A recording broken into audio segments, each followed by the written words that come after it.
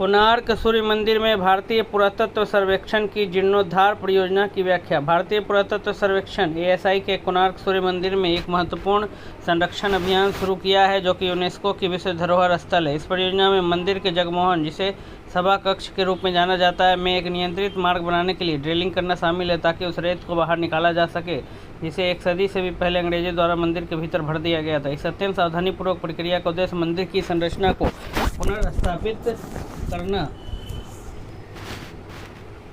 और उसकी स्थिरता सुनिश्चित करना है। साथ ही यह हाल के वर्षों में किए गए सबसे महत्वपूर्ण विरासत संरक्षण प्रयासों में से एक है। मंदिर के अंदर रेत क्यों भरी गई थी?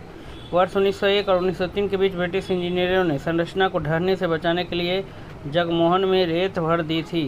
उस समय से स्मारक को स्थिर करने का प्रैक्टिकल सॉल्यूशन माना गया था। हालांकि इस तरीके के लंबे समय तक चलने वाले नतीजे हुए। जगमोहन सील और पहुंच से बाहर रहा, साथ ही अंदर के स्ट्रक्चर की ठीक से स्टडी नहीं की जा सकी और बचाव की कोशिशें सिर्फ बाहर तक ही सीमित थी। अब मॉडर्न टेक्नोलॉजी एक्सपर्ट्स को इस सदियों पुराने दखल को सुरक्षित रूप से उलटने की इजाज़त देती है। वर्तमान जीर्णोद्धार प्रक्रिया एएसआई इसे कैसे कर रहा है? एएसआई ने एक अत्यंत सतर्क और वैज्ञानिक दृष्टिकोण अपनाया है, ताकि यह सुनिश्चित किया जा सके कि स्मारक को कोई क्षति न पहुंचे। प्रोसेस के खास स्टेप्स: पश्चिमी दीवार से होकर 6 गुना 5 फुट के रास्ते में ड्रिलिंग, वाइब्रेशन से बचने के लिए डायमंड ड्रिलिंग टेक्नोलॉजी का इस्तेमाल करना और ड्रिलिंग पूरी होने के बाद रेत को हाथ से हटाना। स्ट्रक्चरल स्टेबिलिटी की लगातार मॉनिटरिंग। अधिकारियों ने बताया कि स्ट्रक्चर की सेंसिटिविटी को देखते हुए अकेले इस फेज में 1 साल तक का समय लग सकता है। ड्रिलिंग से पहले वैज्ञानिक विश्लेषण। ड्रिलिंग का काम शुरू करने से पहले एएसआई ने विस्तृत शोध किया।